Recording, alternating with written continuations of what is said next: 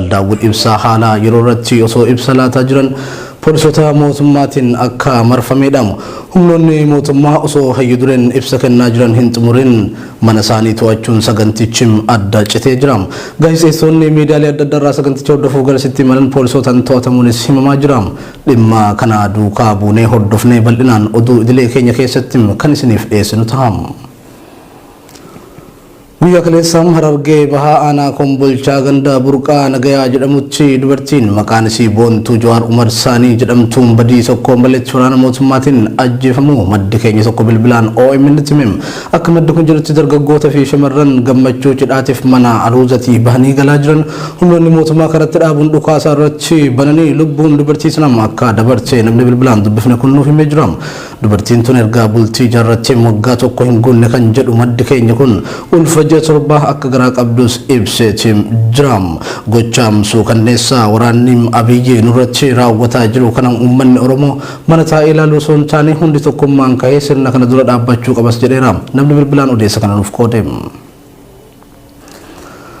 Godinam qellam wallagam aanaa yamalagii walal taajjoo iddoo jedhamutti mucaan maqaan isaa Tamasgeen Raagaa jedhamu ajjeefamee bulee argamu. Hinaawu Faxxanaa kan jedhamu ammoo du'aa fi jireenya gidduu jiraachuun gabaafame. Akka jiraattota naannoo sanirraa odeeffannitti ajjeechaan kun kan raawwatame qaama kamiin akka ta'e wanti beekame hin jiru. Humnoota mootummaatiin ajjeefamuu shakkii cimaa qabaachuu himuun namni du'ee fi madaa'es rasaasan akka dhahaman addeessanii jiru. Sirni awwaalchaa Tamasgeen Raagaa achuma aanaa yamalagii walalitti raawwatame. Yeroo adda addaatti wanti akkanaa kun darbee uumamaa ture kan jiran jiraattonni kanuma wal qabatee haalli nageenyaa aanichaa yaaddessaa ta'uun uummanni rakkoo keessa jiraachuutu himame. Godina Baalee magaalaa Roobeetti ajjeechaa guyyaa kaleessam dargaggoo Awwal Abdurroo irratti raawwatame wal qabatee waraanni baay'inaan bobbaafamuun nageenya uummataa goolaa jiraachuun dhagahame.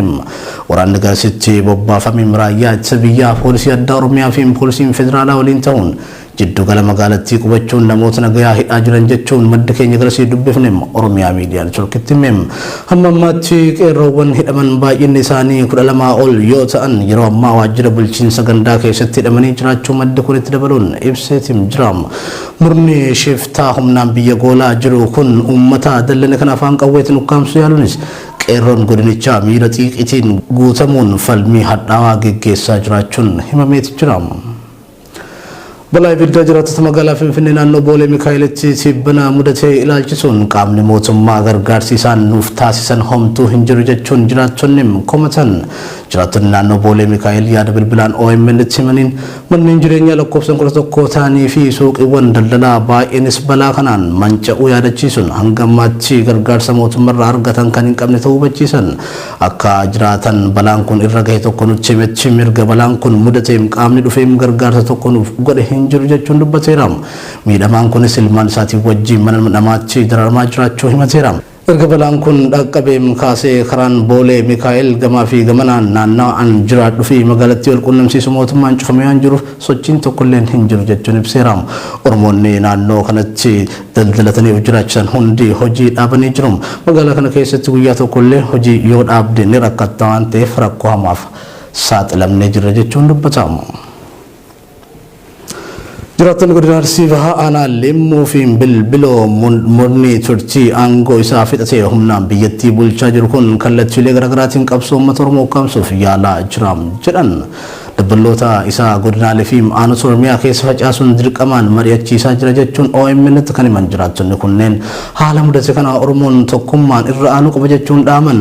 Kanuma hordofuun aanaa Limmuu fi Bilbiloo keessatti dabballoonni sirnichaa guyyaa har'aa nageenya biyyattii sodaa keessa galee jira waan ta'eef hawaasa mariisisuu qabna jechuun dirqamaan namoota walitti kan qaban ta'uu OMN'tti himan.